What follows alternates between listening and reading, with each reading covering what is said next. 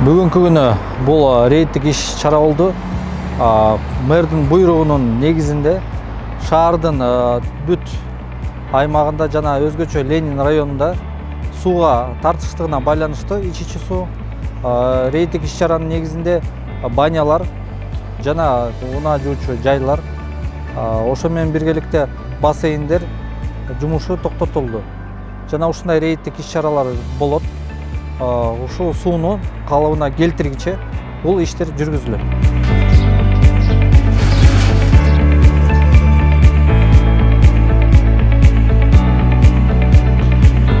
Мына бүгүн биз кыдырганда көп ишкерлер, унаа жуучу жайлардын ээлери туура түшүнүү менен кабыл алды. Жана бул иш чаралар эртең жана ушул ай ичи толугу менен жүргүзүлөт.